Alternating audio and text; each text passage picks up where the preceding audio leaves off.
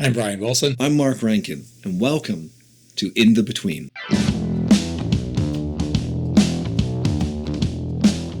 Mark, I'm really excited this week. We've got April Appeal on the show, and I think she's an amazing performer and a real trailblazer. For those people who don't know April, she is a burlesque performer, but she's also a producer, and she's been doing burlesque for a while. And it's amazing to see the kind of work that she's doing.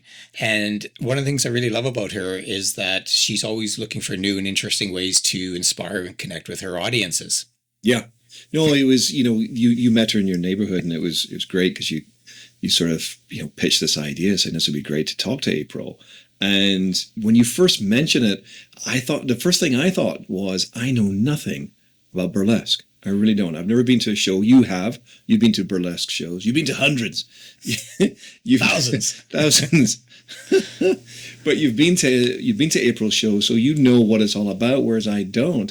And I was really sort of curious in this conversation to learn as much as I can, because burlesque has certainly been in the mainstream for quite a while, particularly in Vancouver, and it's a very, very popular thing for people to go to of all sort of walks of life, it seems. That's so true, because you mentioned that I met April first in my neighborhood, and it's really wonderful when you get to meet people, and then you find out they've got this whole creative life that is sort of really full and rich and just exciting. I'm totally looking forward to this conversation because I really want to learn as much as I can about burlesque and the wonderful world that it inhabits.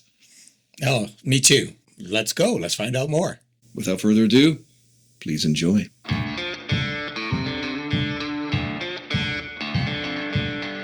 Thanks so much for joining us, April. It's really great to have you on the show. The last time I saw you, you were on stage dressed as a Sasquatch with two other performers, one a ghost and the other an alien, doing a routine to Sarah McLachlan's Building a Mystery. How did you end up running one of the most successful and well-known adult cabaret companies in Vancouver?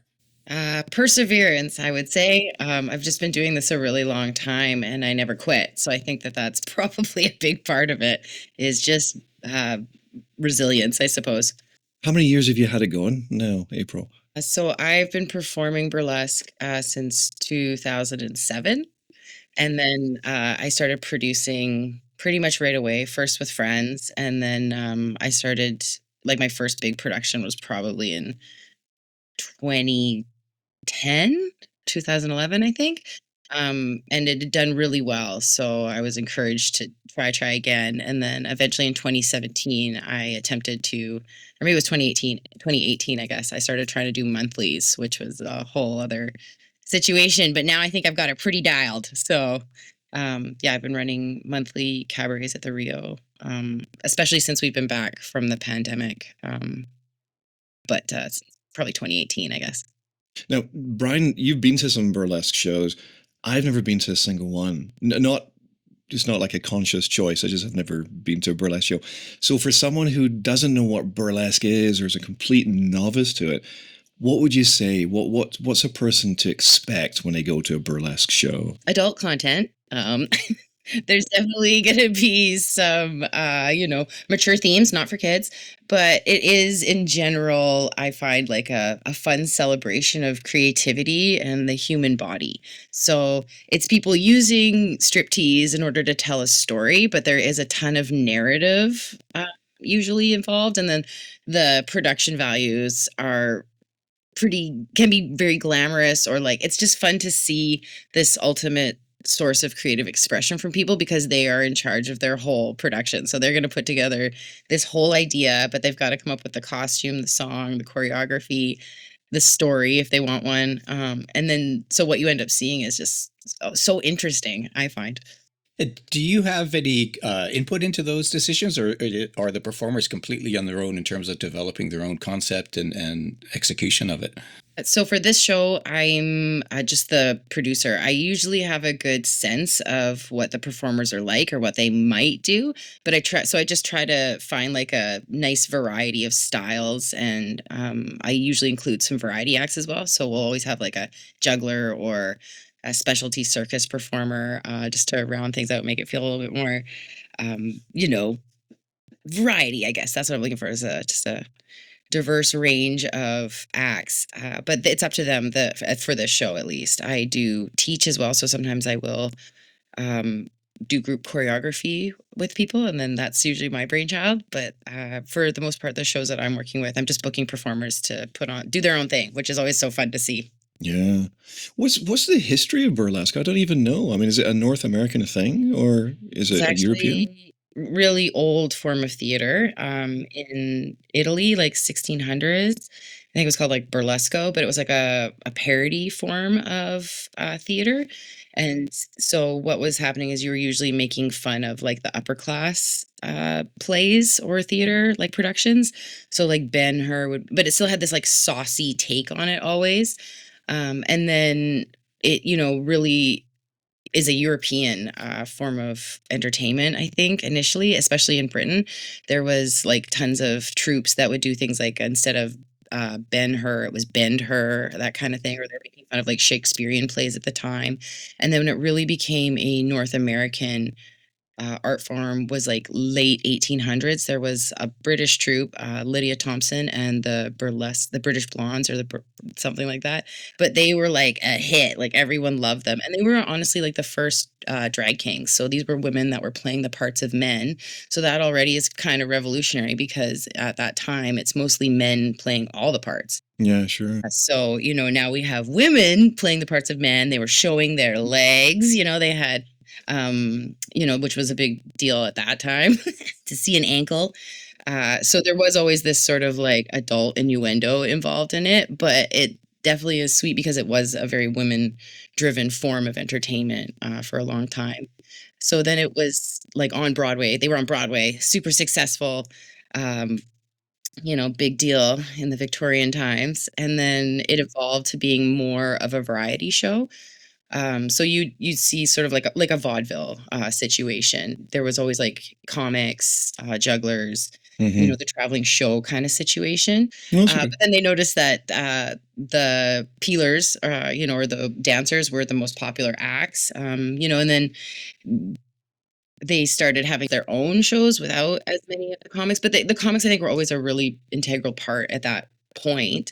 It wasn't until TV came out, and then that's when you kind of saw the diversion of like, okay, now stripping is in the nightclub.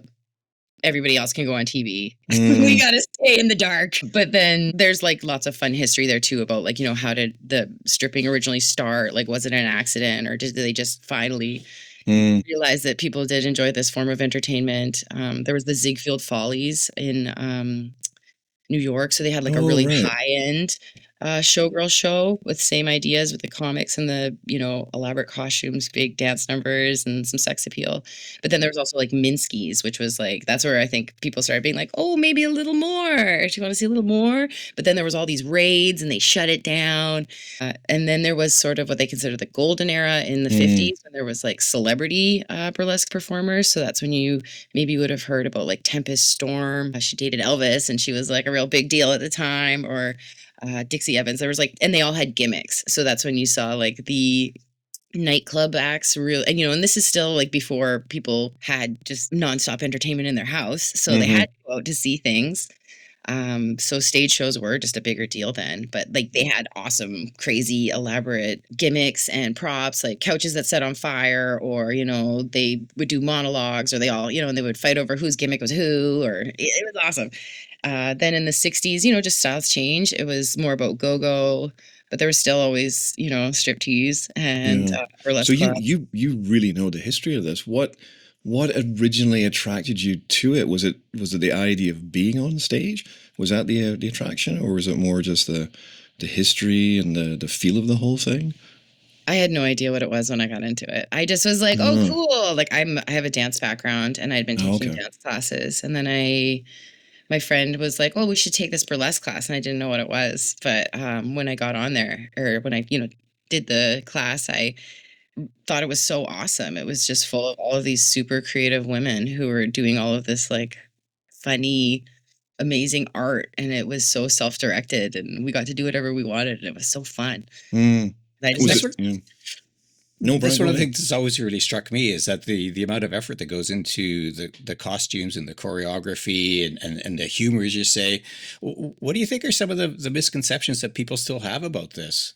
Well, sexuality, especially like, is always demonized, and especially from women.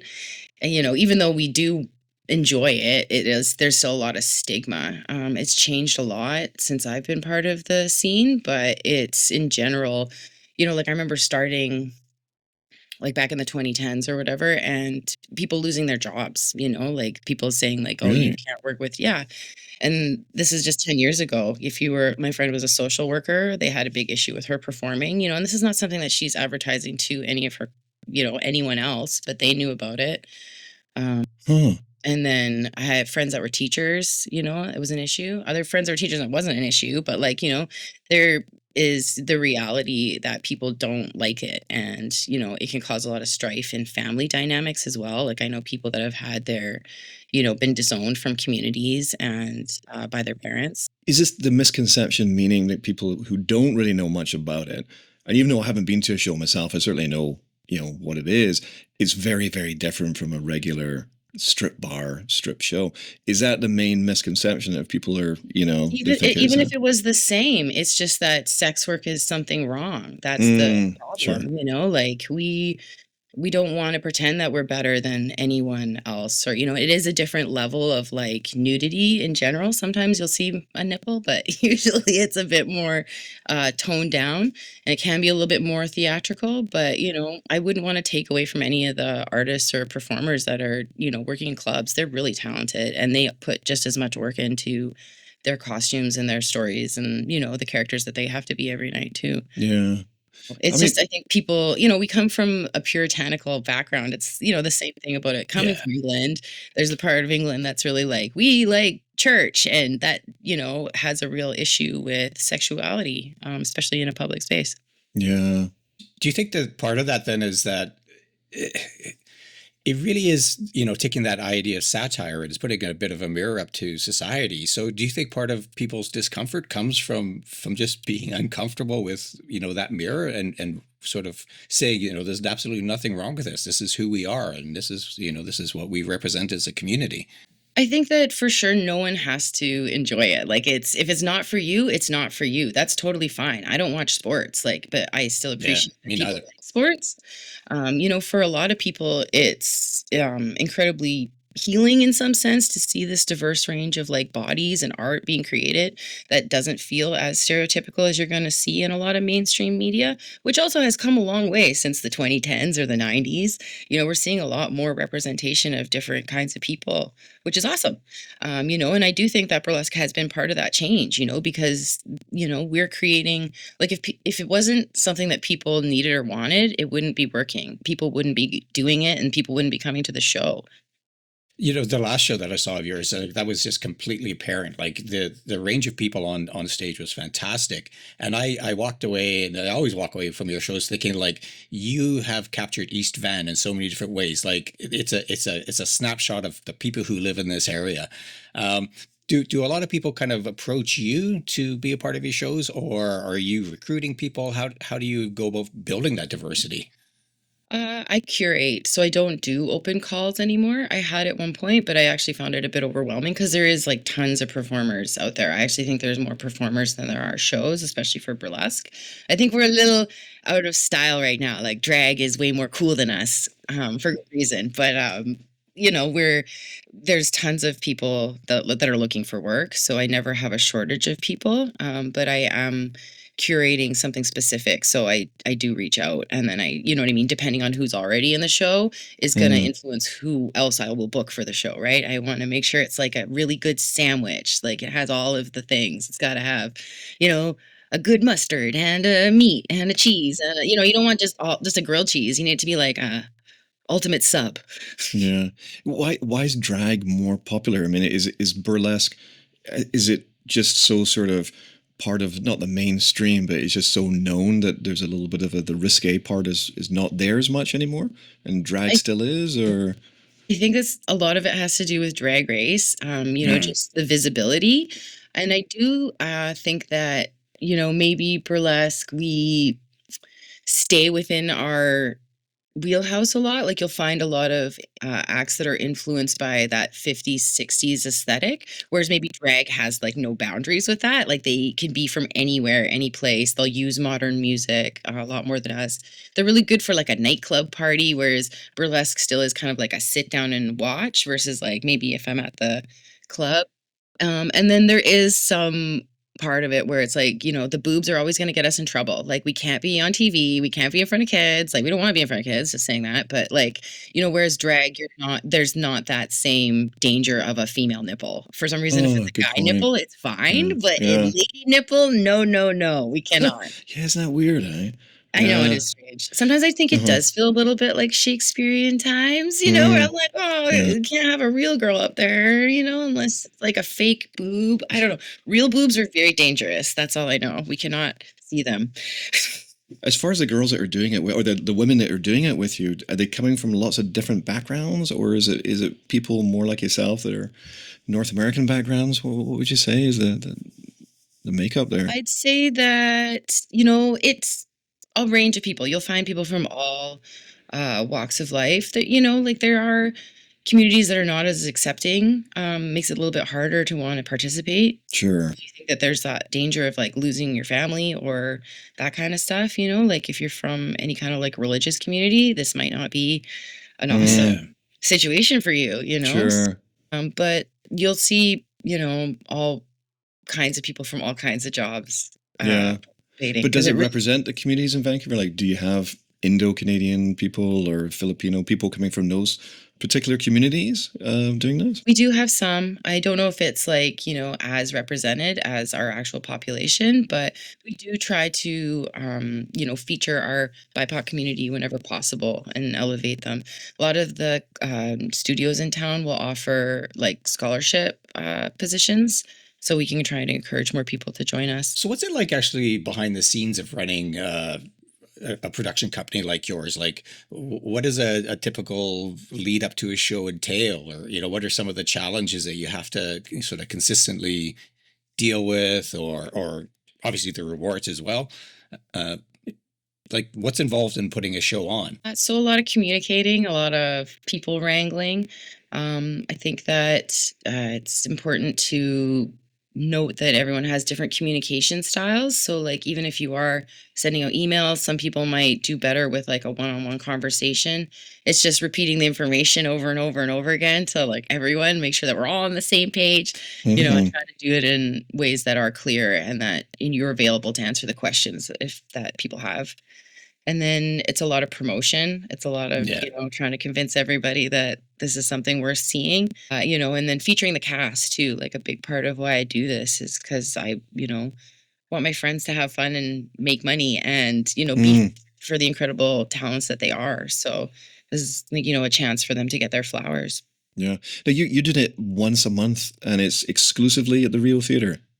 Yeah, sometimes I'll produce other venues. I am gonna do a newbie show in February at the Wise Hall, but the Rio is my home. I love producing there. We just have it so dialed after all this time. Yeah. So That's a great venue. Yeah, and the support I get from them is like unbelievable. I'm just so happy that they like us. Let's talk about the money a little bit, because Brian was saying that the show that you went to Brian, was completely sold out. Is there money to be made when you've got such a big cast? You got the production, you got all the promotion to do. Is it it's like a viable? fun part-time job, like I would not say that this is a reliable stream of income, Sure. like it's pretty good. Like, I can do okay for myself, but then there's other shows where it's like, okay, this one was a gimme, and if I break even, I consider that to be a victory. But more people is always better for everybody. Yeah, no, sure. Particular times of the year that are better to do a show than others? Yeah, the winter. Summer's the worst. I usually don't produce in July at all because I also want to go outside, but our sweet spot is really now when it's like so gross outside and you can't go outside. There is no patio for you. You cannot camp. You must come inside. Might as well come have some fun in a community, ish environment. And laugh with people. Like, I think that is honestly so healing and necessary for humans. So yeah, totally. One way you can do that. And there's definitely a lot of laughter at your shows. I mean, the audience really appreciates, I think, the innuendo and the subtext and all that. What's your sense in terms of the audience in those who are like diehard fans that come to as many shows as they can versus, how many people do you think are kind of coming for the first time? I think it's really reflective of who's in the cast. So sometimes I will find that we have, more diverse audiences when we have a more diverse cast. Uh, our marketing's not bad, so I do think we get a fair amount of new people every show coming to check it out. And then, there's always, I've been around for a long time, so there's lots of people that have been to, tons of shows of mine over the years. Maybe they're not there every month, but, I appreciate any support anytime. So we're just lucky that people come at all. Honestly, that's how. Is it more women or more men, or is it a pretty even split as far as the audiences go? In the olden times, the 2010s, it used to be more women. It was definitely Oh, more of a female audience. I okay. don't know if that's the case as much anymore. I haven't really been keeping track. I Mm, don't have access to the demographics of it. no, Um, sure. I think it's just probably more women on a whole, but I just think it's pretty even now. Like it seems like it's like a fun friend group date, bring a pal situation. On your website, you talk about how Vancouver so often has a reputation as a no fun city, and that what you're doing, burlesque in general, is a big part of trying to keep a city like Vancouver a so fun city. I mean, you talked a bit about how you do that. What else would you sort of like to do that would make it even more fun? Like, are there any particular constraints within Vancouver in particular that kind of stop you from realizing maybe some of your larger goals or Hmm. I think I don't know. I do think the main issue for any artist in Vancouver is always going to be venue space. It's always going to be Hmm. rehearsal space. It's always a fight to find things that are affordable. I'm lucky I'm in a position where I can, you know, make all this happen, but it's untenable for a lot of people. And I see that with like the younger artists who are just struggling to understand how they could afford a nicer costume, or like people my own Mm, age that are all leaving. I see this like exodus of people going right now because they can't afford to live here anymore. oh, sure. So high cost of everything here is always going to be an issue for any artist. It's such an issue now. I mean, I think Brian's probably told you, he and I do documentary film. I also work as a musician. I've done lots of shows at the Rio Theatre. You actually might know our saxophone player, Tom Gould. Does Oh he? yes, of course. So he does a photography for you guys, doesn't he? Yeah, he's so Yes. good. Yeah. So Tom plays saxophone in my band, has played like for I about didn't 10 know years. that. Yeah. He's a great player. But what you're saying there, that's an interesting point of the trying to not just have the spaces in Vancouver to play or to display your art, but it's also just putting up with the fact that it's such an expensive city to live in, especially if you're in the arts. Um, have you have you ever considered doing it in another city, like going to Calgary, Edmonton, where price of living is a lot cheaper, and maybe burlesque is not as, I don't know, as popular or not as known yet? You know what? It just takes one very dedicated person to build an entire scene in Mm, whatever place. I've seen it all over the place, like even in my hometown of Quesnel. They've got a burlesque troupe and they run monthly shows, and they'll tour to different, like they're doing great. It just takes, people that are, and Calgary actually does have a really good scene. So I know that you could do it elsewhere, but for me, a lot of how I, exist involves people, and the people are here. So yeah. I'm from a small town. I don't know that I would go back. I don't know that just the work that I do would be able to be sustained there, Mm, sure, sure. Yeah. between all of my different realms. But Well, can we talk for me, about that I actually? want to Yeah. be in Vancouver, so I'm like they're gonna have to get rid of me. Like if I try, I don't want to You're go. not So going. I'm like, I always tell No, people I'm like sure. a rat. I'm like, I'm not going anywhere. Beyond doing the burlesque, as you're saying, can I ask what other things you do? Are they a total contrast to something as creative as burlesque? I guess I work in hospitality, so I'm a Okay. server as my day job, Yeah. and I actually really like it. For me, it's fun. Like I like being social. I like being in a fun atmosphere or an atmosphere where we're trying to create, nice vibes or whatever it is. I get to be with people when they're having a good time, like I'm helping them, but they're not.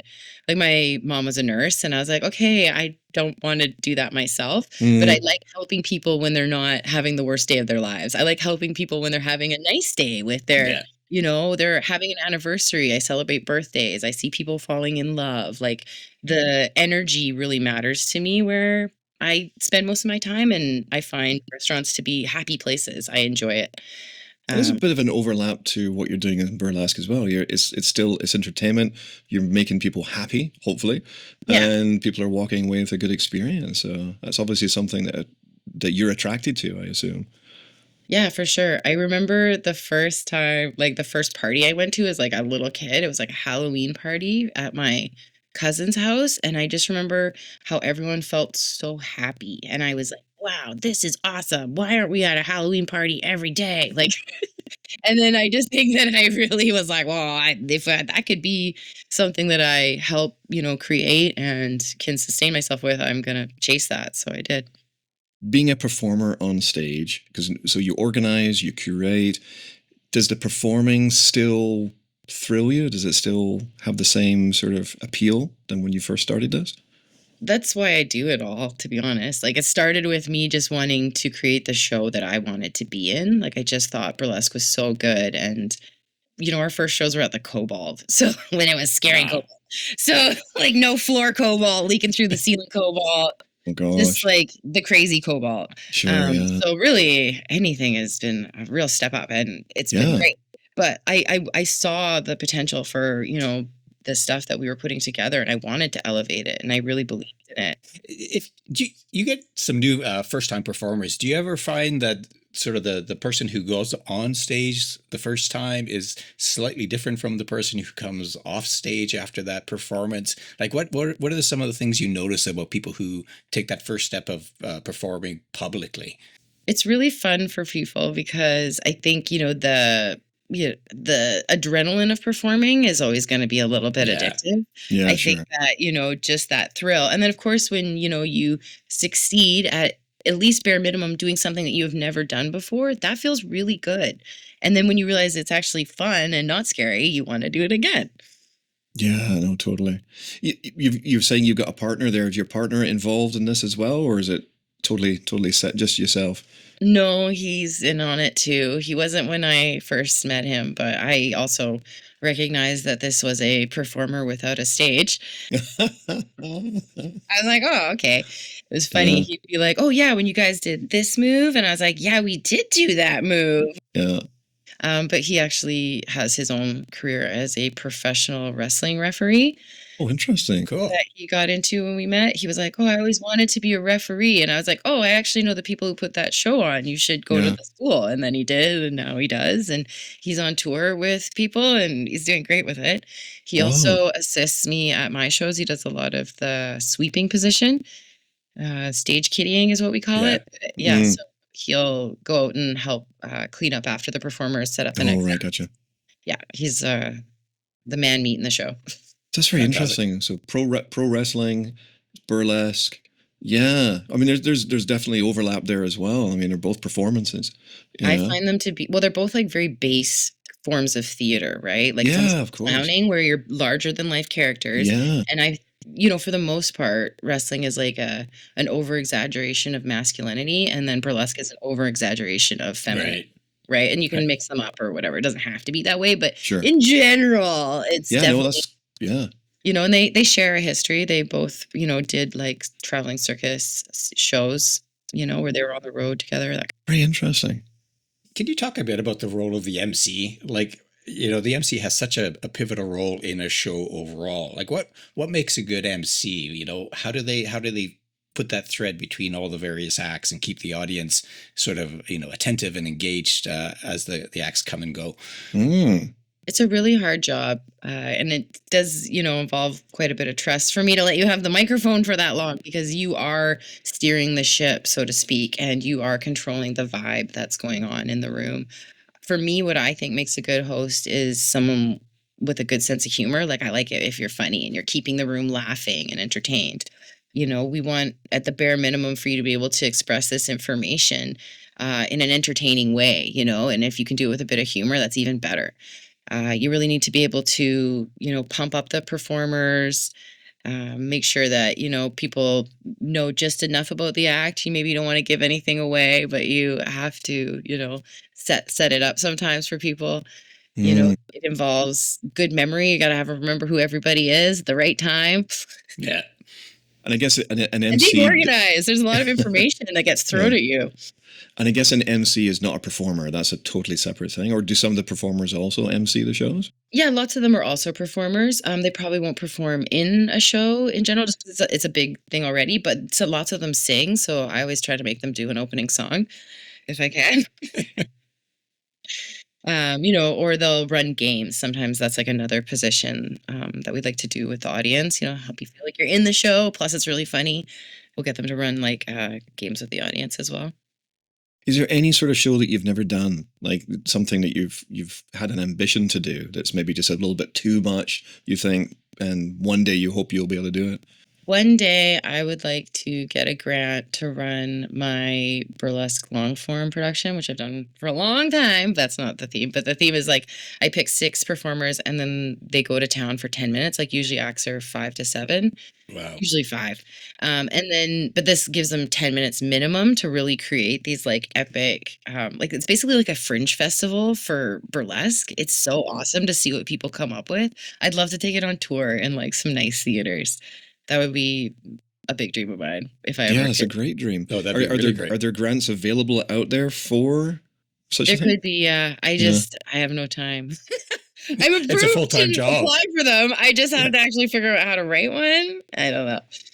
It's not the easiest thing doing grants. We know that. And what? I Yeah. do find like if you're not depending on grants, then you're never gonna be in trouble because you didn't get your grant money. I've been part of productions where they were like, "Oh no, we didn't get this. How are we gonna do it?" Just never depend on them, and you'll never need them. No, you're right. You're right. You're totally right in that. It shouldn't be your first. You shouldn't be your first go-to for money. I want to ask you about a couple of other things. What are the Disco Squad and Bingo Bash? So these are other ways that the other streams of income, let's call them. But yeah, so I teach burlesque as well, or I have in the past. I don't have any classes currently running. But then during the pandemic, I guess I was just super inspired by group fitness at that time because I was we were all stuck inside and I desperately missed groups, desperately missed dancing with people. And then was taking doing a ton of like YouTube online workouts and really enjoying them. And then I ended up during one of the little like breaks that we had, I took a Zumba class with my friend in Kamloops and I could have cried. I was just so happy to be in this room with people joyfully dancing all together. And I just thought it was such a fun way to put together a class because you're learning to dance, like a dance, but you don't stop moving. So then you get to exercise and dance together. It's super smart and like a really fun way to get a workout. So I was like, damn, I'm going to do this, but I'm doing it with disco music.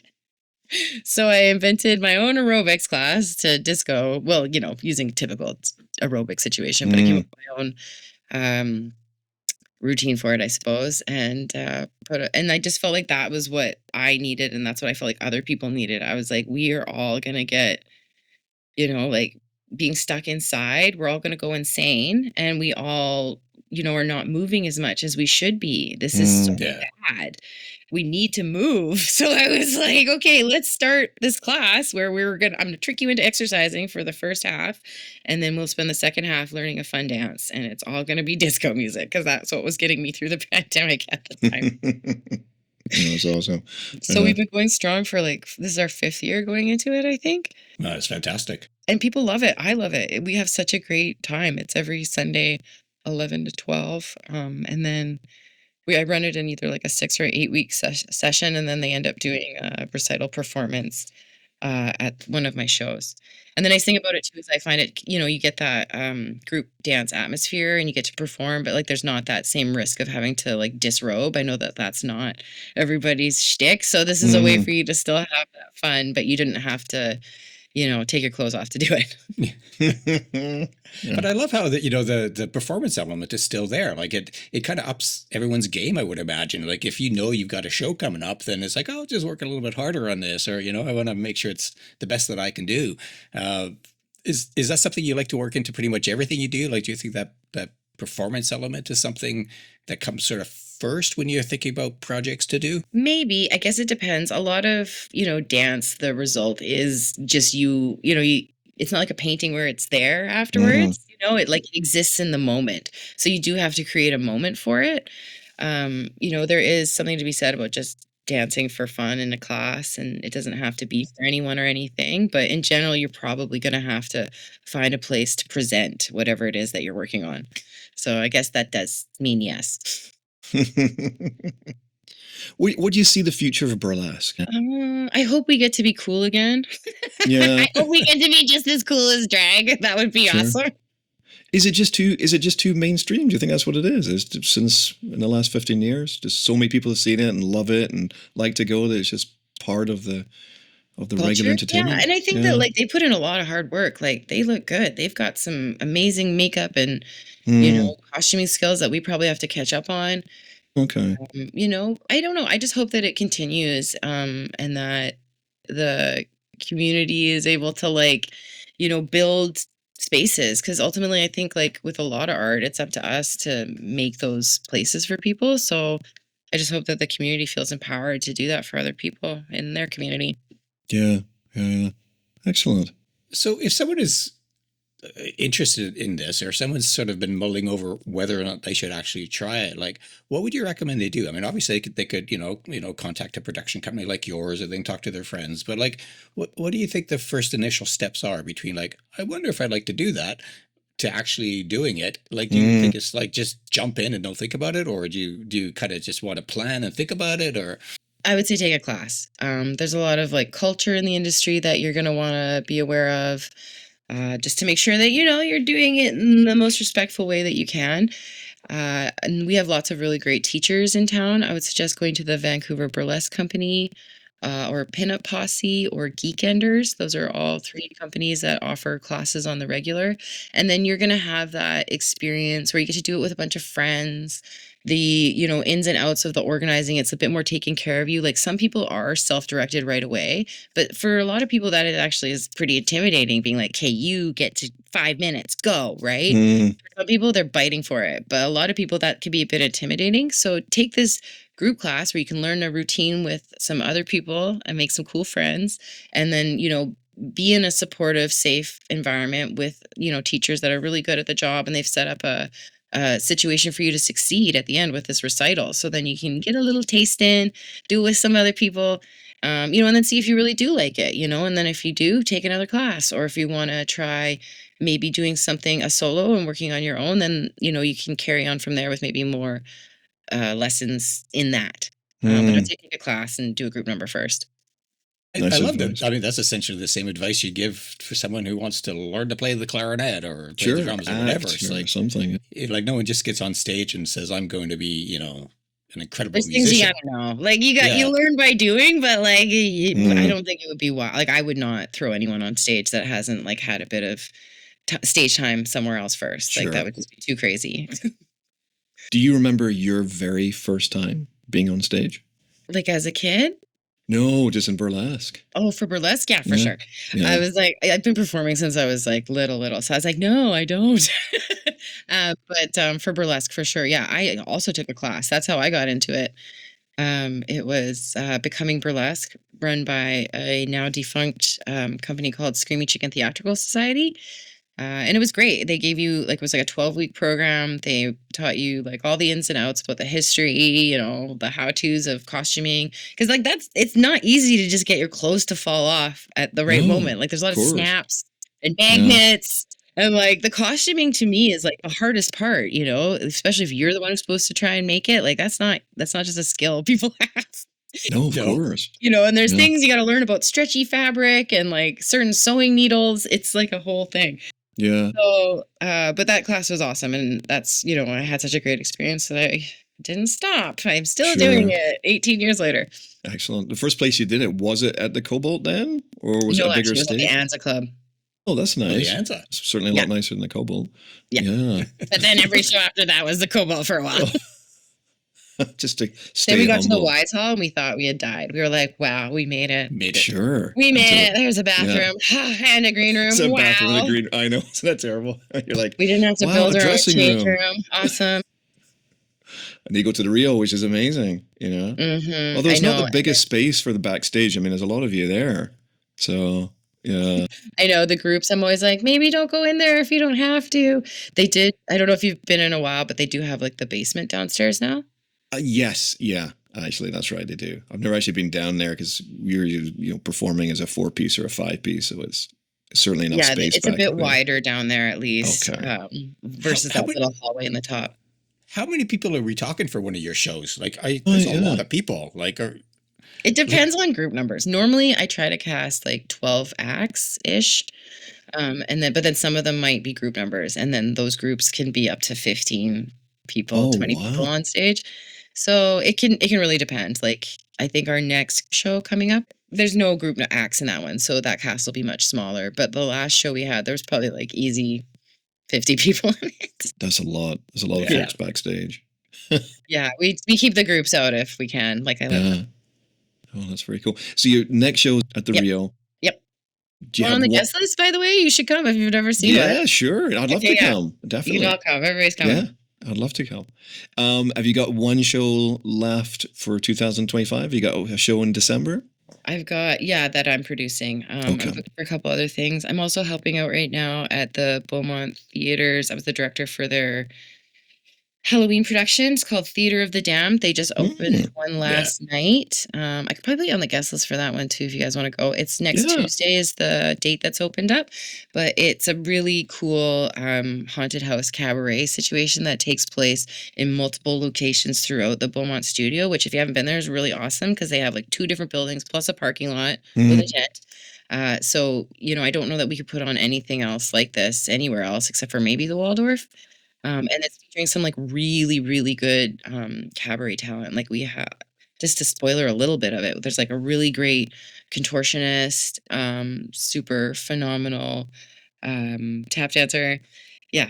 Cool. Yeah. Oh, So that'd be that great I've to read see. about that, but I've never been, and it sounds like a fascinating night. Like, it just sounds like a lot of fun and super interesting. Yeah, you should go if you can next Tuesday. I think that's the only night that's left. Yeah, that'd be great. I'd love to do that. And then, I have a Christmas show coming up in December. I always run a New Year's event as well at the Anza Club. It's it's a little nichey, but I always call it's the New Year's Eve karaoke burlesque party. So there's karaoke and burlesque performances. That sounds At the great. same time, or No, it's like karaoke, burlesque, karaoke, burlesque, karaoke, countdown. One last question about your audiences, and again, I think it's actually good that I've never been to a show before because everything's so new to me here. Demographic wise, would you say through the years that you've been doing this, the audience, are they getting younger, older? Is it the same? Do you see any difference in that? I do think, I don't know if it's because I'm older. So I wonder if it's just not me and all my friends getting older. But there are, like, I do think there's a range. It's like everybody. There's a little bit of everybody coming to the show these days. No, that's It's cool. pretty cool. Sometimes I'm actually like, how did you find us? I'm assuming the Facebook ad. I don't know.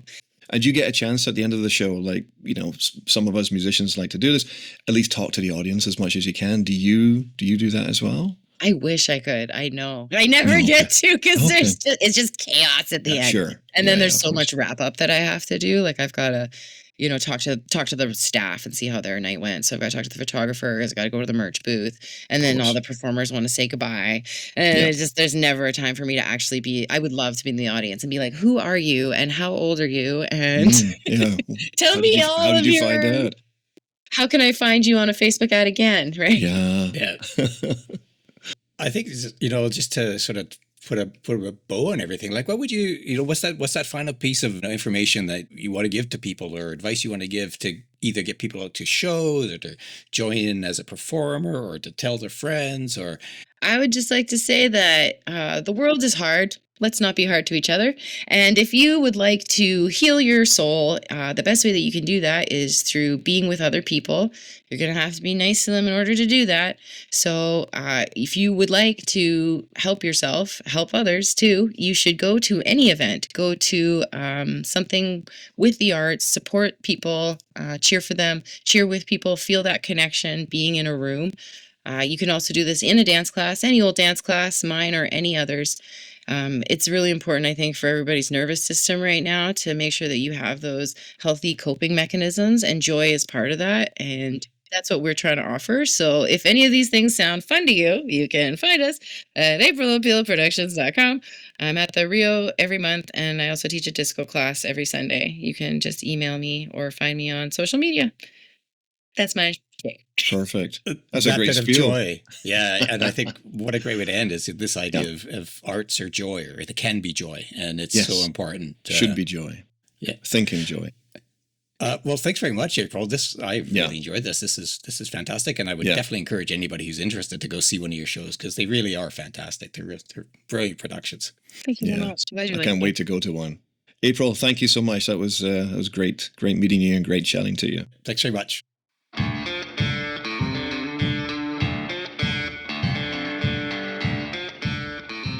Well, that was great. What a lovely lady. And I learned so much about burlesque. I had no idea. I had no idea about the history.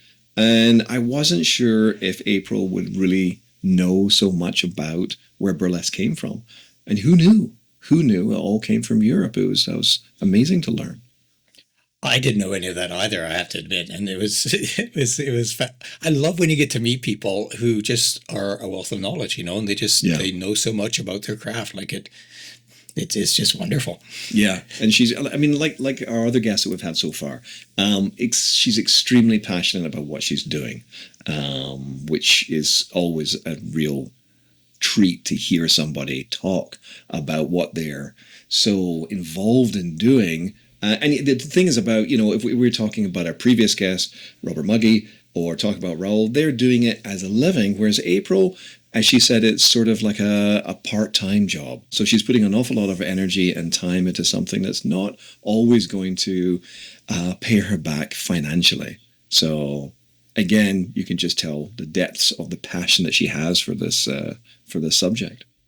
Absolutely, and I think that's one of the things I appreciate even more about April is what I really love about her is that she isn't just sitting around waiting for other people to create an interesting and vibrant city for her. Mm-hmm. She's in there, she's organizing, she's curating, she's contacting people, she's coming up with ideas. And in the end, she's taken the risk of putting these productions on, which is no small feat. I mean, as she mentioned, there might be 50 people involved in a production, never mind a few hundred people in the audience. Like, it's a big deal to put that on every month. Yeah. No, it totally is. And I think also that kind of speaks to anybody who's in the creative arts, instead of sitting around waiting for the phone to ring, people to offer you jobs, she's doing what we all basically do. You make it work for yourself in any way that you can. And she's a great example of that.